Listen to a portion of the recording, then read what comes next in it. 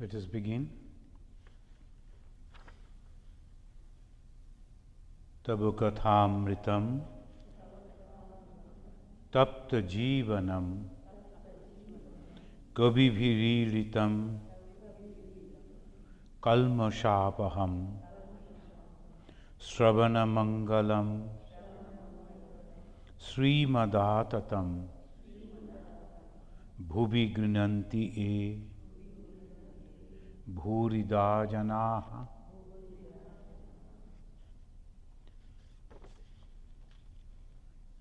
In our last discourse, Panchama Veda, the Gospel of Sri Ramakrishna, on the 19th last, we were listening to Sri Ramakrishna,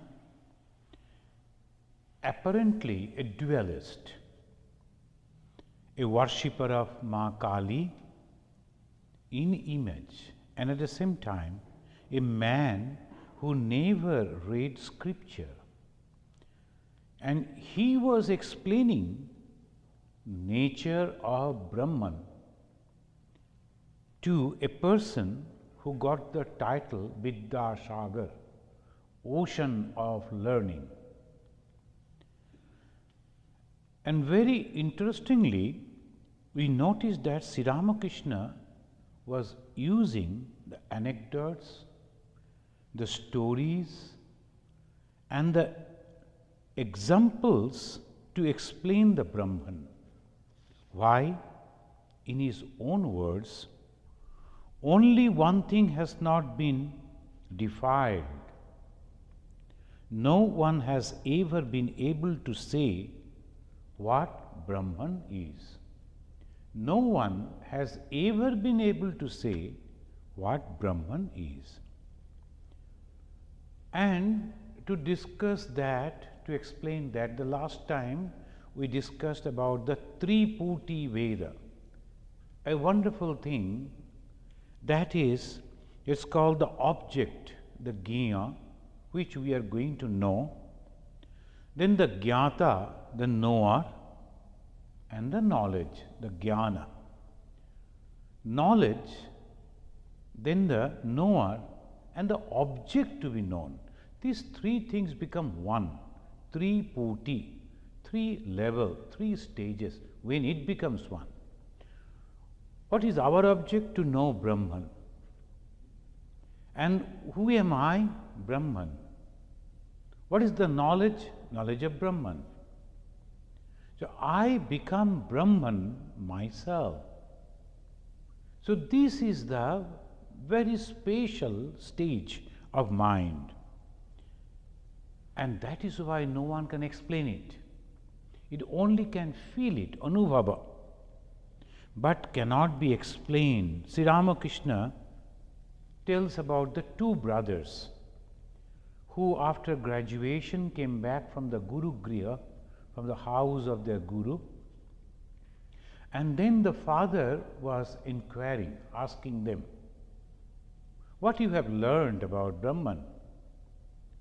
And the one brother was explaining and quoting from different verses, different scriptures. He was explaining what is Brahman. And the another brother, he remained silent because it is impossible to explain. The father was happy with this brother. He understood that this has understood something. It is beyond explanation. One cannot explain it. So that is the reason Brahman cannot be. All other objects can be. We can explain many other things, but not the Brahman, because it is we, subject, object, and the knowledge all become the same. To make his point more clear, Sri Ramakrishna says, man often says,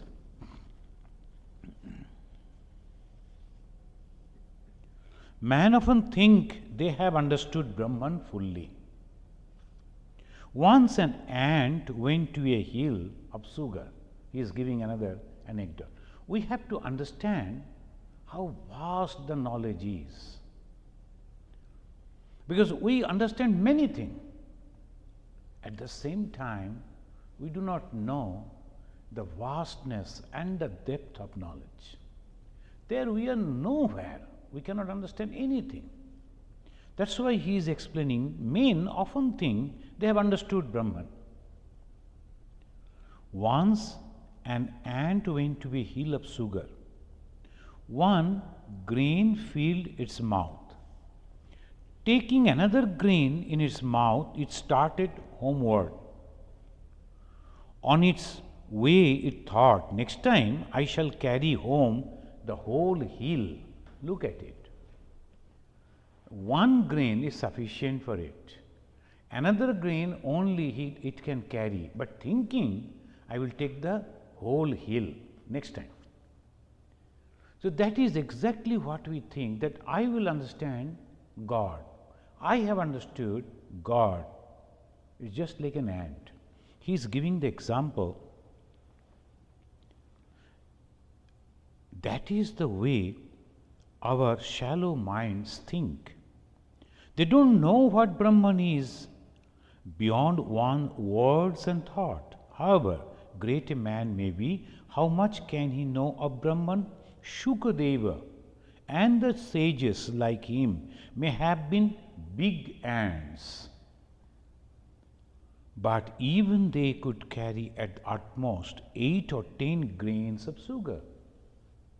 He is giving the example that Shukadeva is a wonderful sage. Even then, he is just like this, comparing with the knowledge of Brahman.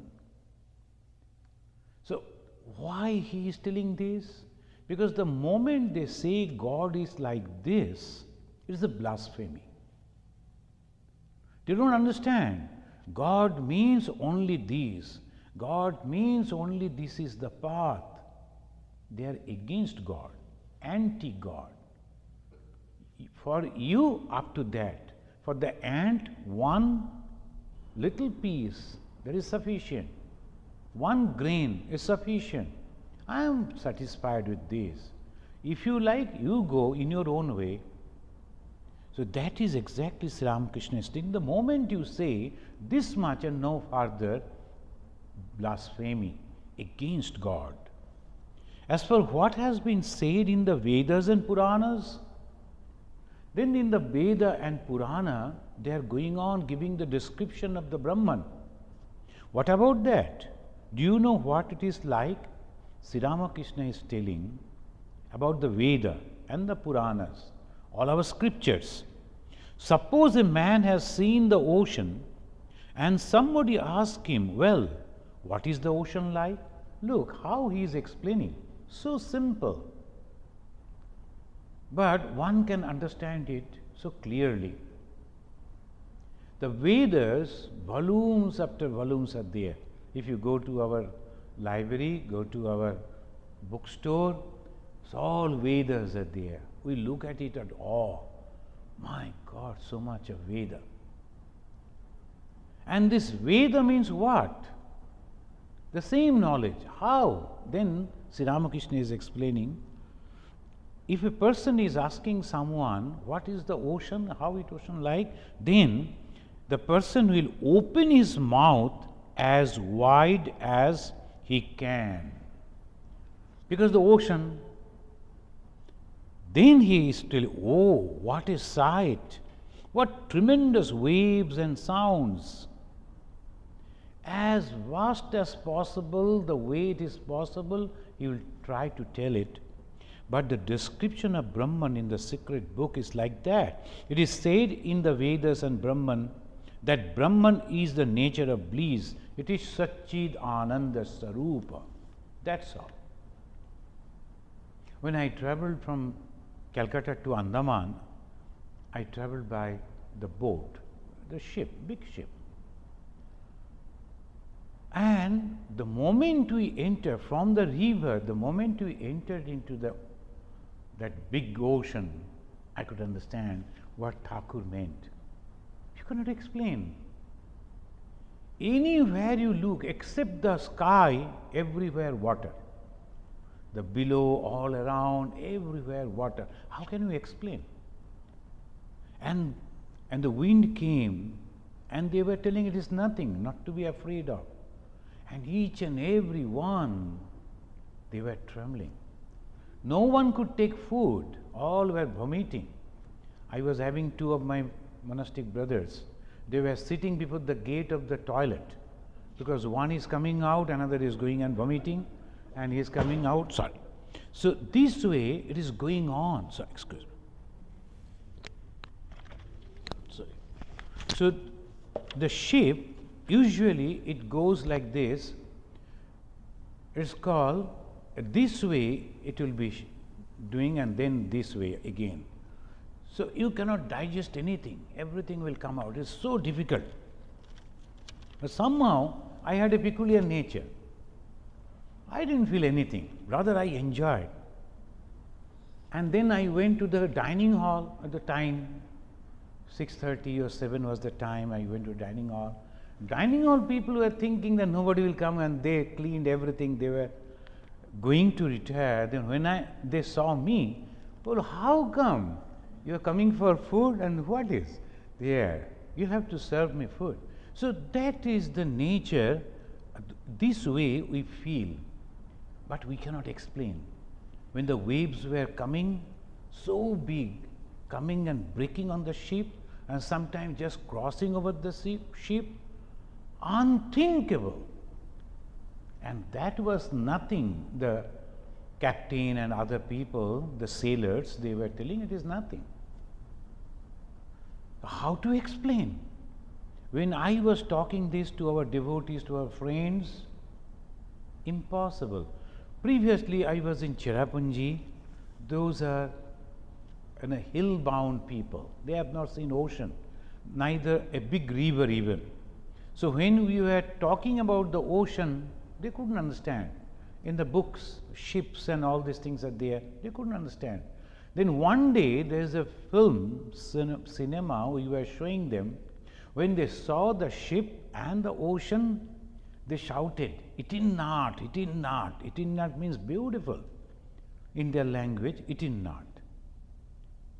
So that is the way Sri Ramakrishna is trying to tell us that it is impossible. Even the Veda, even the Upanishad, even the Puranas, they are telling Satchidananda, that is also nothing.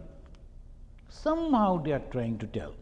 Shuka and the other sages stood on the shore of the ocean of Brahman and saw and touched the water. According to one school of thought, they never plunged into it. In Samadhi, one attains knowledge of Brahman, one realizes Brahman. In that state, reasoning stops altogether and man becomes mute.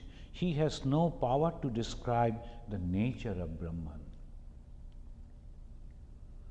Even intellectually also, we cannot conceive this idea. It's so vast, so big. And that is why they have brought down, we will discuss that afterwards, the Brahman. It is impossible for the ordinary man to conceive that idea. The God is everywhere, all pervading. How ordinary people can think of it? All pervading God? Impossible. And the next comes that's why it's called the Ishvara. The Hindus, that idea they have formed because Ishvara, the person who is creating, then sustaining and also ruling or maintaining. Then comes Bhagavan, then comes Avatara, then Mahapurusha. So step by step it goes. In the primary level the teachers are there, and then university level also there are professors. They are also there. And they are giving knowledge step by step. Each is important. That is also important, otherwise you cannot move.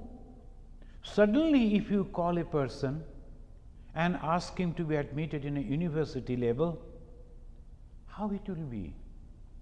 So when you are asking a person to understand the formless God, the God all pervading, what he will think? So that is the reason ideal is very high. But the method to reach that ideal, we have to think about it. Is it correct? So long years, thousands of years after the researchers, so many things they have developed only to take the mind to that height. So this is why Sri Ramakrishna is telling like this. He is explaining again through a story. Once a salt doll went to measure the depth of ocean. It wanted to tell others how deep the water was. Look at it. It's not an ordinary doll, salt doll. The salt comes out of ocean. And that doll is going to measure the ocean again. And that's why Triputi Veda. The knowledge, the knower, and the object of knowledge. Now, the knower, the doll, is made of salt. And that salt came out of the ocean. And that knower is going to measure the depth of the ocean, the object. What happened? It wanted to tell others how deep the water was, but this it could never do, for no sooner did it get into the water than it melted. Now, who was there to report the ocean's depth? The people who are traveling towards God, realizing God, they are transforming into God themselves. And after transforming, they see nothing but God everywhere. How they can explain it? Once, our first president, Brahmananda Ji Maharaj, to him another Swami came and told, Swamiji, you have to guide these young people. They are coming to become the monastics, but they are not behaving properly in that way. We have to properly train them. If necessary, you have to scold them. And Maharaj, he said, who are those people? Why these brahmacharis? The novices? He said, but I see no novices. I see only Sri Ramakrishna everywhere. Look at it. You are asking me to scold them? How can I? The same God. One thief came and stole, I think a blanket or something from a monk. And the monk chased the thief to tell, I have so many other things. Why you are only taking this and going away? I have many other things. Also you can take it. The thief was not understanding what is it. But the monk saw, no, it is not the thief, the God himself came. Oh God, please be there. There's the stories of the sadhus are there. So this way, when we can see only God in everything, how can I discriminate that this is good, this is bad, this I like, this I do not like? That is the state of the Brahmanode. The moment we realize that state, one ordinary person, not ordinary, because this sadhaka, after so many years of their life after life, going on sadhana, it's not in one life we come and go get it. No, it's not so easy. It takes long time. And then afterwards, when he realizes, he becomes totally dispassionate all around. Oh, let it go, it is all the play. And even forget his body. And that's why after 21 days, it dies. Who will look after the body? He is not at all careful about the body. That condition came to Sri Ramakrishna. Then another Swami came because God wanted to protect him. So he came and started almost beating Sri Ramakrishna in person and forcefully used to force the food. Now you have to eat, you have to drink, you have to sleep, you have to survive. So that way Sri Ramakrishna. So here we are reading from his words And he is not simply explaining, it's the experience. Suppose a man has obtained the knowledge of Brahman in the Samadhi, does he speak any more? One devotee asking. After the Samadhi, will he speak? The master, Sri Ramakrishna, immediately answering, Shankaracharya retained the ego of knowledge. Shankaracharya is a very highest philosopher, it's considered in our India philosophical schools. They say that Shankaracharya is the highest.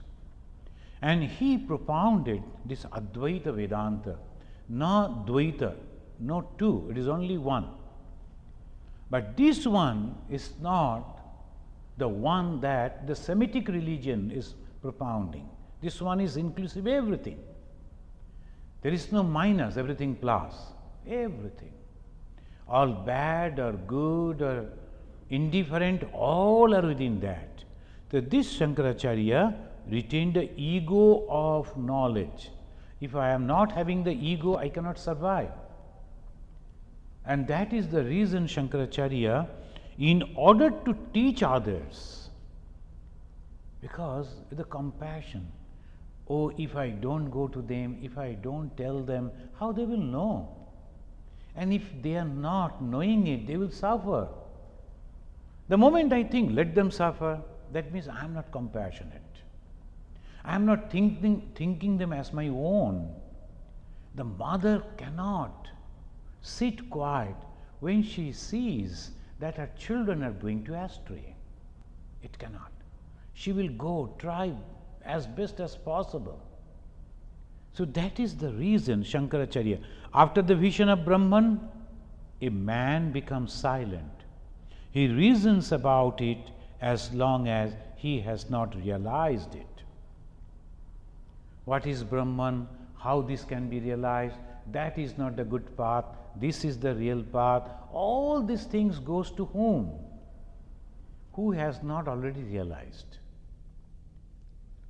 A doctor or an engineer, after passing all the exams, when it comes to a good position, then he looks to the students, they are all discussing among themselves what type of competitive exam we should get ready and what are the benefits we are going to get after the result. Then all these discussions, reading, consulting only for them who have not achieved. Those who have achieved, they don't talk, because they have already achieved. So this is the way the bee buzzes as long as it is not sitting on a flower. It becomes silent when it begins to sip the honey, but sometimes intoxicated with the honey, it buzzes again. Look at the way Sri Ramakrishna is explaining. That sometimes some people, they will be talking about religion, but they are full. Even then, why? Just for the fun of it, for the joy of it. So that's way he is telling. And then again he is telling, an empty pitcher makes a gurgling sound when it is dipped in water. When it fills up, it becomes silent. So the way he is giving the example, people can understand. And mostly our youngsters, we were also like that.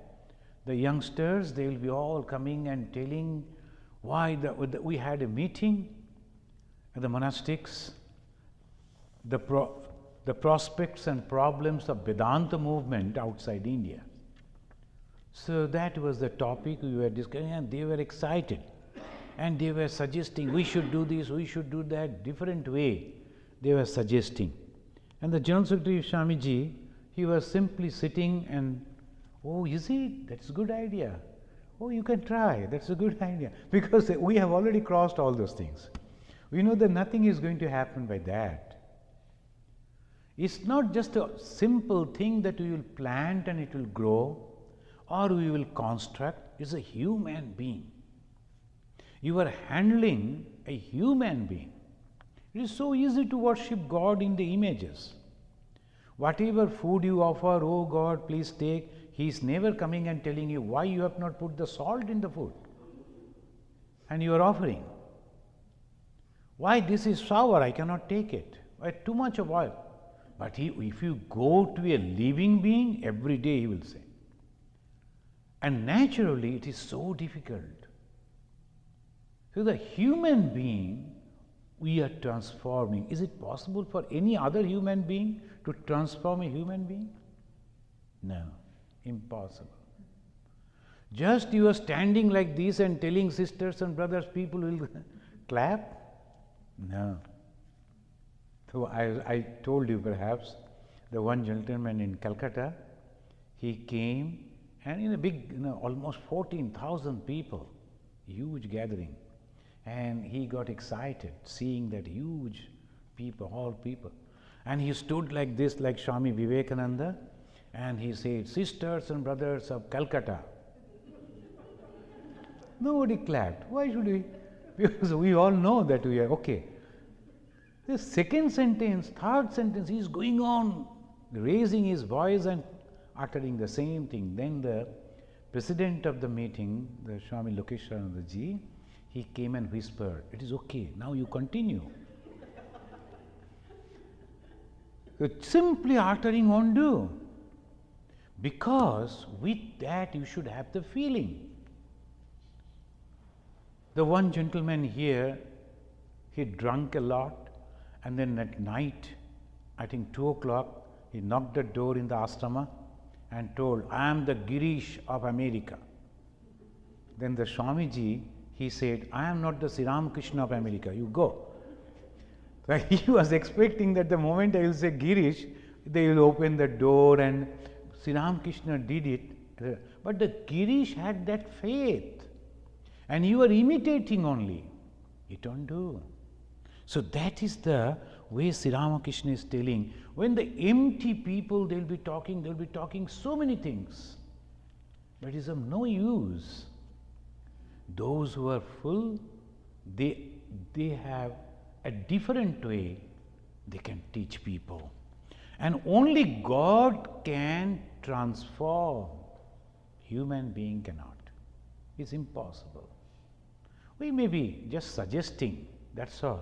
But all the time we pray to God. If you think that this is good for him or her, please help her, help him. That's why. So this is what Sri Ramakrishna is telling, and then is telling, the rishis of the old attained knowledge of Brahman. One cannot have this so long as there is a slight stress of worldliness. The knowledge of Brahman, that all-pervading God, is so difficult to attain, very, very difficult to attain. But in the Kali Yuga, man, being totally dependent on food for life, cannot altogether shake off the idea that he is the body. So this is practical. That Swamiji,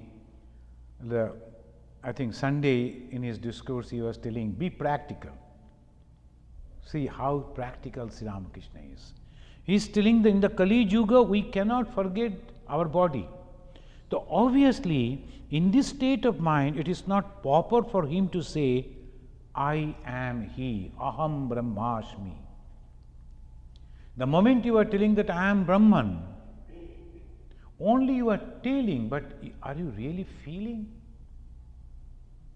As long as you are not feeling, so behave as it is. Now, I am trying to reach up to that, then this is the thing only you can. Then some people, they think that if you are helping the Swamis, you get the merit and all those. Then I was supposed to go from Howrah to Delhi. I only purchased the ticket and there was no reservation in the train. It was crowded. One devotee came to help me, and he went to the conductor and he said, please take the Swamiji, arrange a seat for him, and Swamiji's blessings will be on you. Then that gentleman looked at me and said, because I was very young that time, I just got sannyasa, he said, what Swamiji, if I give you a seat over here and take you to Delhi, will I get your blessings? I don't know. I don't know whether you will get the blessings or not, but I will get the chance to go to Delhi. This is necessary. And he was very happy. So you need not to hide anything. That is what Sri Ramakrishna, from your own position you try. I am this much, from here I will try, I will try, I will try. And then slowly you will reach the same goal. That is the practical way of reaching. Seeing God everywhere, is it possible? I am not telling the name. That one gentleman in Andaman, we had a discussions about different religious people. One gentleman came from Delhi and he was telling, I cannot understand why the Hindus should worship in the images and all this. God is all pervading, how can be ittadi, ittadi. Then I told, friend, tell me truly, when you close your eyes and pray, what do you see? What comes before your mind's eye? What do you imagine? Truly, not to me, only to yourself. You need not to disclose it to anyone. Go, stand before a mirror, tell it, and tell to yourself, are you really true? Whatever you are telling, really you are realizing it? If not, what is wrong in accepting? What is the problem? I don't know how to drive a car, but if I try to drive the car, what will happen? I will kill many people or injure many people, I will hurt myself also, isn't it? Tell that I can't drive the car, somebody will pick you up and take you. That's all. Try to learn it, slowly, slowly. What is the harm? Next day morning, early morning he came and he told, you are true, you are correct. I cannot say anything. When I close my eyes and try to imagine my God, so many pictures come in before my mind. And particularly my grandchildren, they will be lined up.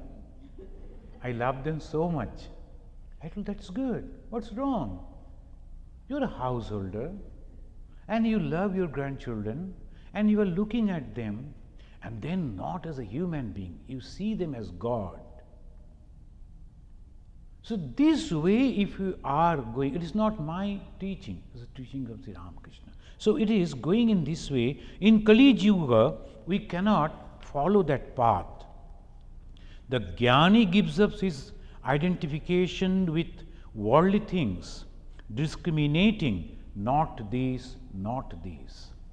But those who are following the path of knowledge, they will say not these, not these, not these.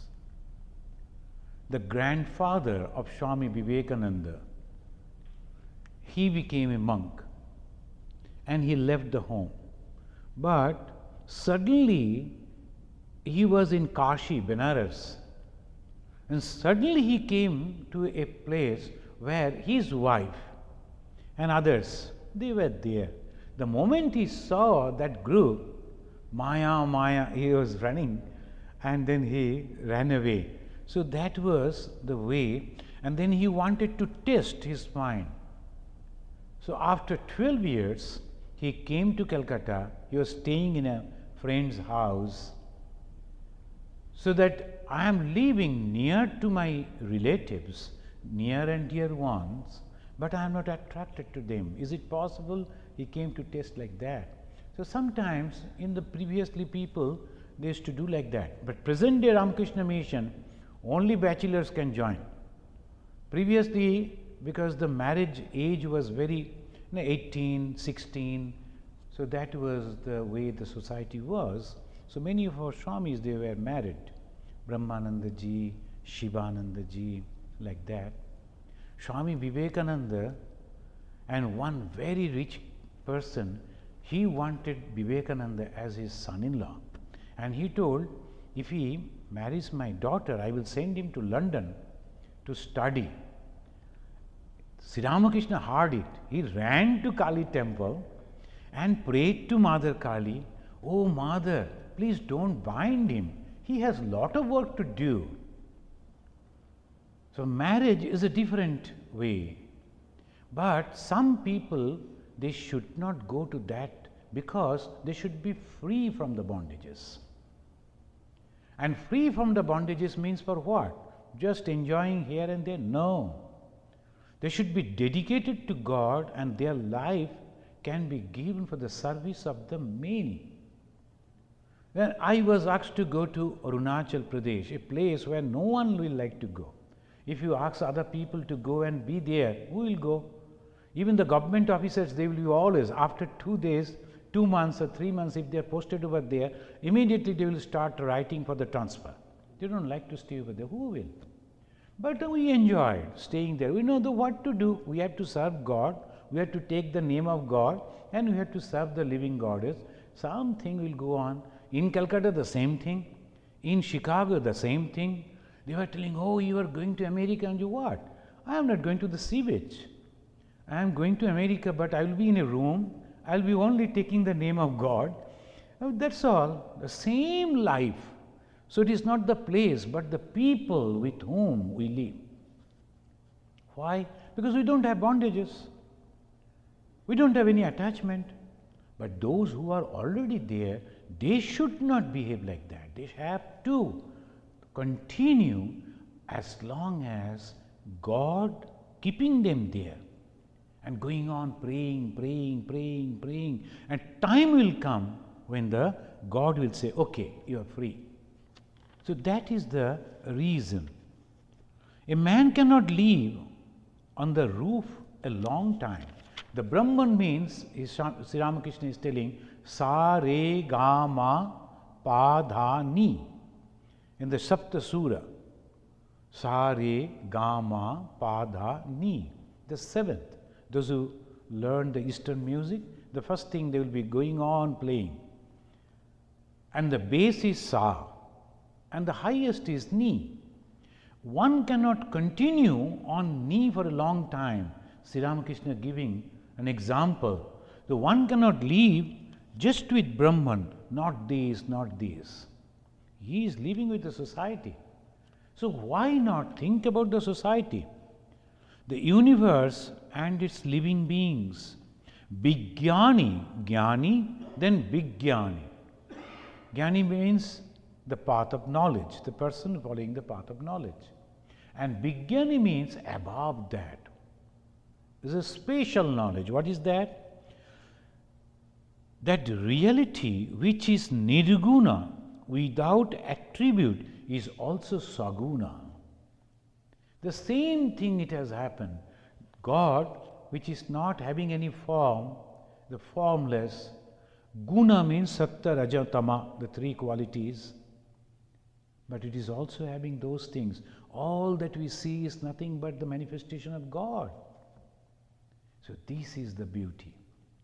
Sri Ramakrishna, he was rebuking Narendranath, the young Narendra. Because once you practice meditation, you feel like practicing meditation all the time. So that is the reason sometimes if some monastics, they are indisciplined, sometimes from the headquarters, they will be asking them to go for some tapasya, they say for austerity. And then at the beginning they will be feeling, oh, there's so much of difficulty, no food, no the proper shelter, nothing is there. So naturally, but when they start doing that, it is so intoxicating. The meditation all alone, all through the day, no one around, you are only singing, you are only reading, you are meditating, you are just alone. And that is so fascinating. They don't like to come back. That's why when they send for punishment, they say for 3 months, not more than that. Within 3 months you have to come back. Otherwise, all will go for that. Who will come to work in the society? When you are society and so many difficult things are going on. So that's why Sri Ramakrishna, when he was teaching Narendranath, the young, the Swami Vivekananda, and he was meditating, he got the joy of meditation. Sri Ramakrishna asked him, what do you like to do? Oh, I like to meditate all through. Sometimes only I will get up from meditation, take some food so that my body remains, and again I will go down to meditation. Those who have practiced meditation a little, they can understand. that when the mind will become one-pointed, concentrated, a tremendous joy comes from within. And you are oblivion about the whole external world, never care about the world, whether it is snowing or sunny, never cares. So that's why Vivekananda, then Sri Ramakrishna rebuked him. Why? I thought you will be like a great banyan tree. So many people will come and get rest under you. And you are thinking about your own joy in meditation? No. I will teach you more higher than this. People are teaching about meditation. Those who are teaching, they don't understand, mostly like me, they don't understand what is meditation. And then those who are learning, they also don't. Only external. But then, when the real meditation, it comes, it is excellent. Now, Sri Ramakrishna is telling that is also nothing. I will take you to a higher stage. What is that? What is meditation?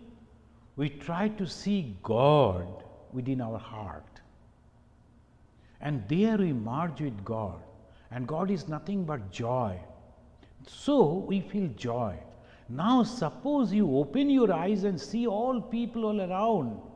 Nothing but the manifestation of God. Is not the same joy? That's why Sri Ramakrishna said, you can see God by closing your eyes. Can't you see God by opening your eyes? The Ramakrishna mission is a Paramahamsa sannyasi. We the sannyasis are supposed to be in isolated places. But here they ask us to go and serve the people. How you are serving them?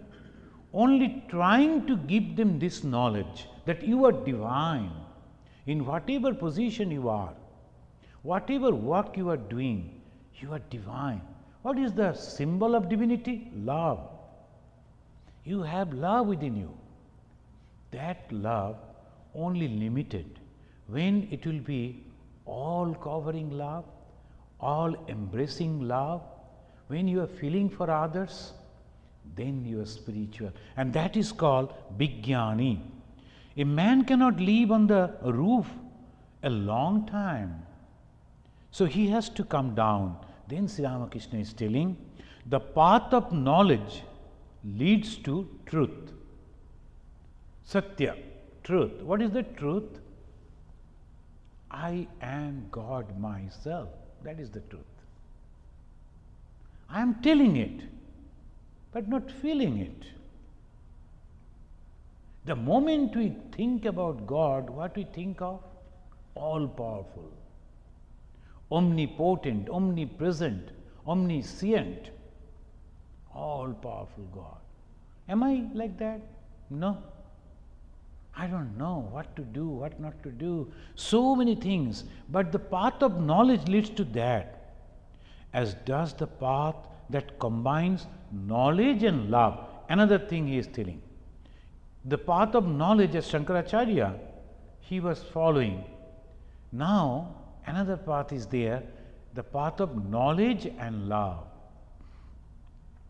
The knowledge and love means jnana and bhakti. And when I see bhakti means the God in different forms. I was so much feeling for the poor people that are Detroit. I heard the other people who are telling, no, they have the resources, but they are like that. When I find someone singing at the airport, I felt so much to give him some money. He's singing good. If I could meet him earlier, I would have invited him for our program. Nicely he is singing. But the poor people, some people they are telling, no, don't give, because they are depending on that alms. There will be beggars. They don't work. But they are singing, giving us the joy of music. So in exchange we can give some money. But then they are telling, no, they are all intoxicated people, they will go and drug and all these things are there. So don't help them, government is given. So whatever may be, the moment we see somebody suffering, so much pain it comes in the mind. Why? Because the feeling, it is not the ordinary person, it is the God himself standing over there. the God, the suffering. In Detroit, the people when I saw, it was so wonderful, the city. And now nothing is there. The people who were in business, the owners, they are not suffering. They are somewhere else. They are doing some other business.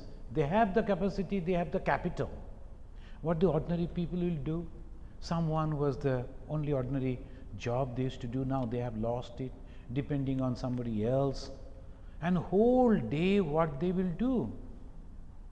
So I was feeling if we could purchase that church where Swami Vivekananda delivered lecture for 4 times, then we could start one service-oriented ashrama at Detroit. No meditation, no bhajan, no puja, only one thing. Try to help people in different way, materialistically, and encouraging them to join in some other job, so that they can learn, they can do so many other things. And ritam atma param brahma satyam ittadika buddhaihi. In a Yoga Vasishta, he says, as Sri Ramakrishna was explaining, he has not read any scripture, but he was telling the truth. He was explaining all these things. And the same thing we hear from Yoga Vasishta, the guru of Sri Ramachandra. He is telling Ritam, Atma, Param Brahma, Satyam. All these names, definitions were given by Buddhaihi. The intelligent people, they gave these names to one which has no form, and it is all pervading. Why? It is easy to understand. So that we can easy to understand and can explain. Kalpita vyabhaharartham tasya sangha mahatmanaha. The Mahatma, the great people, they gave these definition of this as ritam. Ritam means straight. Then Atma, the soul. Param Brahma, the highest Brahman. Satyam, the truth. Sri Ramakrishna was telling that it is truth. The knowledge is leading to the truth. It is leading to the Atman. So these are only words, the names. One person wrote to me, he came here to meet me, but anyway I couldn't talk to him. He wrote to me, in the Hindu scripture, the same thing in different names. I am confused. What to do? Someone is telling that if you follow this path, you will reach God. Another is telling, no, you should follow this path, the jnana and bhakti, the karma and yoga. What to follow? Then he said, I love so many gods. Then where, on which God I should concentrate? I love Buddha, I love Kali, I love Krishna, I love Ramakrishna, and also I love Jesus Christ. Then whom should I worship? Now this is the problem, and that is why one should take mantra diksha. Why mantra diksha? Because in the beginning it is all like this. In our students' days, when you were in the school level, we used to go to school by walking. Now it is here everybody goes in the bus. They are not allowed to walk, I heard. But in our place we used to walk, and all friends used to go, and there were so many small shrines were there, temples were there, all both sides of the road, and used to go and take like this used to go. Ordinary days. But before examination, all the examination days, we used to go and offer pranam very nicely so that we get the blessings of God, etc. Now so many gods. Then I asked one, why so many gods? If there is one God, it is so easy for me to pray. Whom to pray? Then someone told me, some senior, they told, anyone you pray, the same prayer will reach to everyone. You need not to bother about so many. You only need one, okay, you go, whomever you like most, you dedicate it, and that is called Ishta Nishtha. Ishta. And who makes this guru? He will say, this is your Ishta, you must follow it. In the beginning you may like or may not, doesn't matter. Since the guru has said, I must have to follow. That's why in our scripture they always say, you must have to follow guru, whatever he says. Because in the beginning they always feel, I should read this, I should read that, I will do this, I will do that. All the energy going here and there. Same energy must be pointed out to one. And that one means who can select? Guru can select, because they understand. This is the temperament.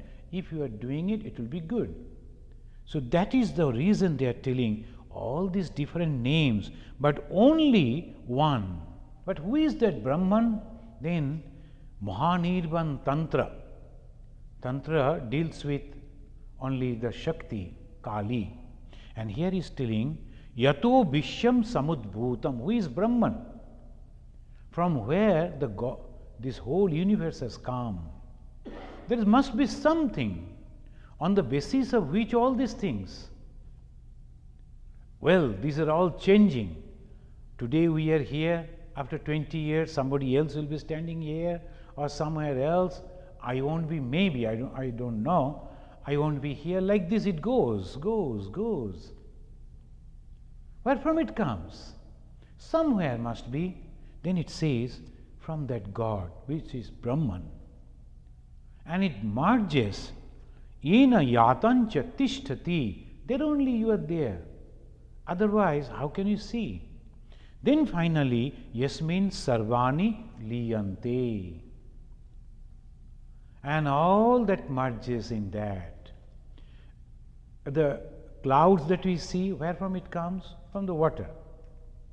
And the same cloud again raining, and small drops of rains are coming down. Someone is telling, I am a big drop, you are a small drop. And see how I am falling, see how you are floating. Like this they will be shouting, quarreling and competing. Then when they all go to that river or the ocean, merge in the huge ocean, what happens? Same ocean. Again there will be, the sun will go and they will vaporize, they will again become, it goes like this. Our life is also like that. Yato Vishyam Samudbhutam, from where it comes and from where it rests and from where, and in that where it merges is called Brahman. Giyam Tad Brahma Lakshanaihi. And that is the Lakshman. Here Sri Ramakrishna is also telling the same thing. He is telling, Vijnani further sees that what is Brahman is Bhagavan. Look at it. Where is Brahman and where is Bhagavan? But he is giving the same, almost the same status. Brahman, all pervading, no form, no action. And Bhagavan, why the conception of Bhagavan? Because otherwise you won't be able to understand what is Brahman. As I was telling, from the primary level, slowly we go to the upper level. When the people, they will be cooking for God and giving it to God, and they will be bringing so many things to offer to God, and slowly their love is spreading, and they started understanding others also. They can live with everyone. They are growing in spirituality. Otherwise, the moment we think, no, this is the truth, or other whoever comes, either kill or convert. Is it? No, you are not grown into spirituality. Why? Because yours is only this much. So that is the reason he is telling that you have to Brahman and Bhagavan, personal God. This is our personal God. We come, we pray, we cry, we quarrel. Our personal God. But the same God is all pervading. Is the God only in the picture? No, he is everywhere. But why then this temple? Because it is easy for me to concentrate. That's why the temples, the churches, the mosque, and in the temple, in the churches, in the mosque, no other thought should be there. Only one thought, God, God, God. And then only the moment the people enter into it, they get that vibration. One gentleman has written to me from Canada. He came to visit. And he has written, Swamiji, it is unbelievable. Of course, I have faith in God, but not in the way you can call me a devotee. But in the function time, when I entered into it, when I saw all the 50 monks sitting over here singing Khandana with so many devotees, I could not restrain myself. I felt, yes, God is. In this room, he felt like that. And the person who was not prepared, he was not ready, and he was not wanting also. He came just to see, out of curiosity. Even then he felt. Why? Because the feeling you cannot avoid. It's always going to touch our mind everywhere, but only we are not open. That is the reason. We close our mind. It is not open, so it is not touching us. So this is the reason he is telling that he who is beyond the three gunas, he who is beyond the three gunas is the Bhagavan, with his 6 supernatural powers. We will discuss in our next class which are those supernatural powers. Living beings, the universe, mind, intelligence, love, renunciation, knowledge, all these are the manifestations of his power. We love others, we like others, we appreciate others, we renounce. Do you think only we are doing it? No. It is because of the power of God. God has given the power, so we can do it. Those who are doing anything good, again and again I told our volunteers, believe it. Though when you are doing something good, not for me, but God is provoking you, giving you an opportunity to do something good for Him. So this is the way Sri Ramakrishna is telling. If an aristocrat has neither the house nor property, or if he has been forced to sell them, one doesn't call him an aristocrat anymore. Similarly, God has the 6 powers. And with that power only, a little portion it comes to touching our heart, and we are doing so many things. And the moment I feel like doing something good, without the ego, I am doing, and nobody else should do, that destroys. You got the opportunity, you lost it. The moment you say God, I am so happy that you have given me an opportunity to do something for you. You are blessed. You have been chosen. God is endowed with the 6 supernatural powers. If He were not, who would obey Him? So the God coming with that. Brahman, totally different. But for us ordinary people, Bhagavan, with the 6 powers. We will see, we call Sri Ramakrishna as Bhagavan, Sri Ramakrishna. Bhagavana. That we will explain in our next class. Today, up to this.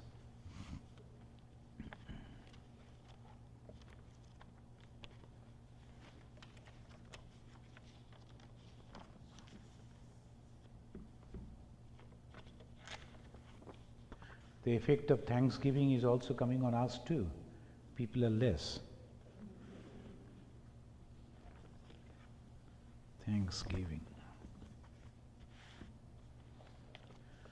Let us offer pranam to Thakur.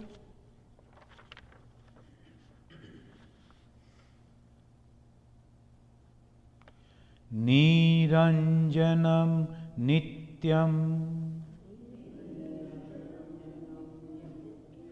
anantarupam bhaktanukampa Drita Vigraham Vai Ishavataram Parameshamidyam Tam Ramakrishnam Shirasa Namamaha.